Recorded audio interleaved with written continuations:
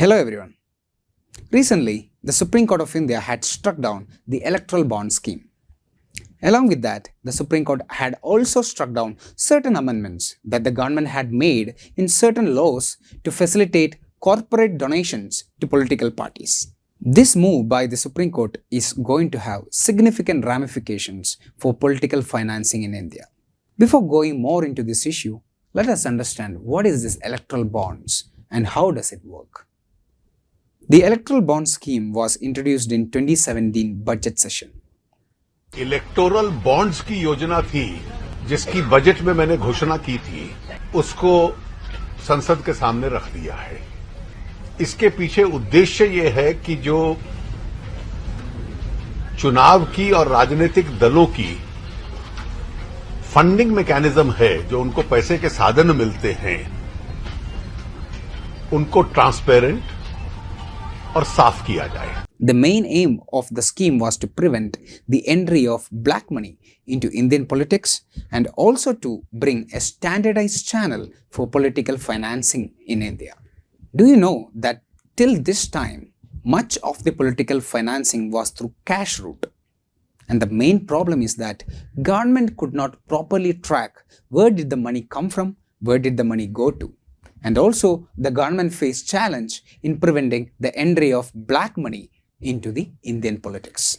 So basically government wanted a scheme where it could track the entire political funding happening in the country. So let us see how does this electoral bond scheme works. Let's say you want to donate to a particular political party. You have to approach a SBI branch which is authorized to issue electoral bonds. From there, you can purchase electoral bonds in various denominations starting from 1000 rupees up to 1 crore. Now, once you purchase this electoral bond, you can give it to a political party and the political party can redeem the particular amount into their official bank account. This is how the electoral bond scheme worked. Before the introduction of this scheme, there were a set of regulations that were placed on the political parties. Firstly, the political parties had to declare and maintain a record of all the funding it has received, and that too those fundings which were above 20,000 rupees. The second restriction was that the corporate bodies or companies could only contribute up to 7.5% of their annual net profit to a political party. That is, the corporates had a limit on their funding and the political parties had to declare and maintain a record of their large fundings that they received.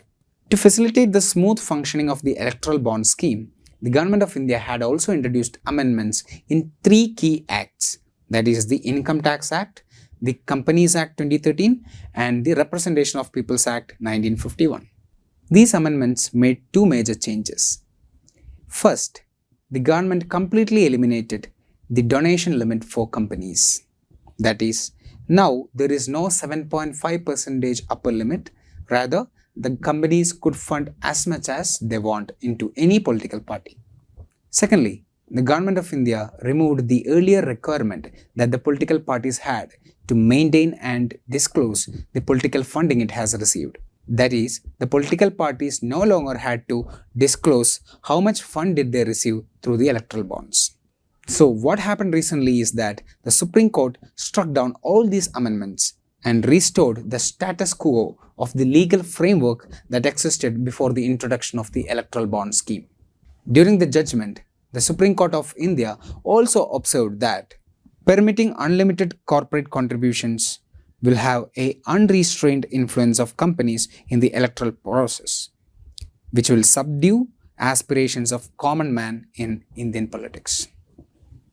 Along with that, the Supreme Court also observed that the earlier need of maintaining a record of donations and disclosure of contributions greater than 20,000 rupees is essential to balance voters' right to information with the right to privacy of donors to political parties.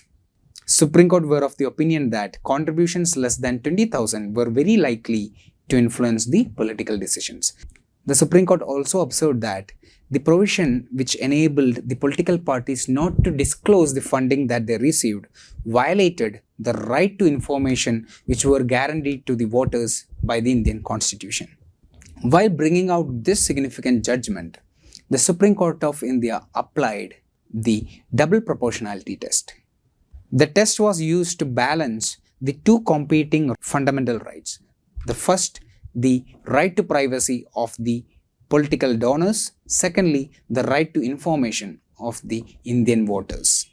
Transparency in electoral process is a key pillar of the democracy. Any dilution in it will also dilute the democratic values of a country. Thanks for watching. Amrita IAS Academy.